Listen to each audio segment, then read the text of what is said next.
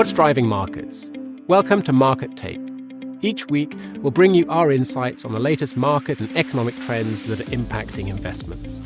I'm your host, Nicholas Fawcett, Senior Economist at the BlackRock Investment Institute. And this week, we discuss why recent economic data supports our policy expectations for the Federal Reserve. The Federal Reserve is set to cut interest rates again this week.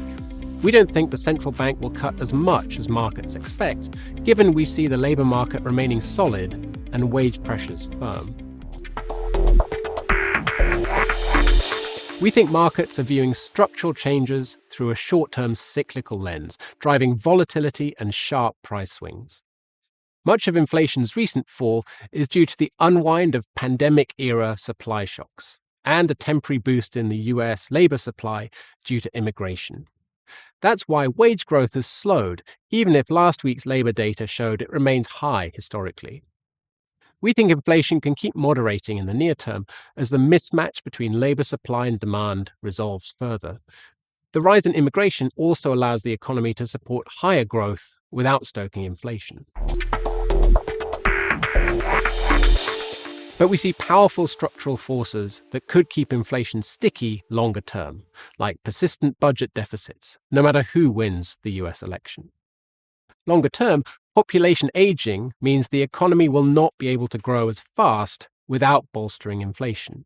And other mega forces or structural shifts are also inflationary, like geopolitical fragmentation that prompts supply chains to rewire, and massive capital spending on the build-out of artificial intelligence.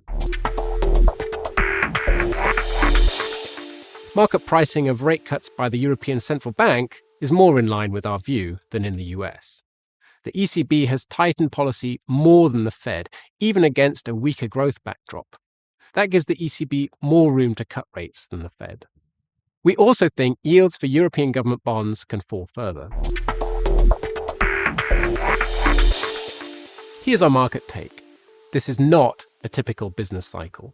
We don't think the Fed can cut as much as markets expect because of sticky inflation. We prefer European fixed income and are overweight UK gilts as they better reflect our policy expectations. For details, read our weekly market commentary. Go to www.blackrock.com/weekly-commentary. Thank you for tuning in. If you've enjoyed this episode, subscribe to Market Take wherever you get your podcasts. This material is intended for informational purposes only and does not constitute investment advice, a recommendation, or an offer or solicitation to purchase or sell any securities, funds, or strategies to any person in any jurisdiction in which an offer, solicitation, purchase, or sale would be unlawful under the securities laws of such jurisdiction. The opinions expressed are as of the date of publication and are subject to change without notice. Reliance upon information in this material is at the sole discretion of the listener. Investing involves risks. BlackRock does and may seek to do business with companies covered in this podcast. As a result, listeners should be aware that the firm may have a conflict of interest that could affect the objectivity of this podcast. For more information, visit blackrock.com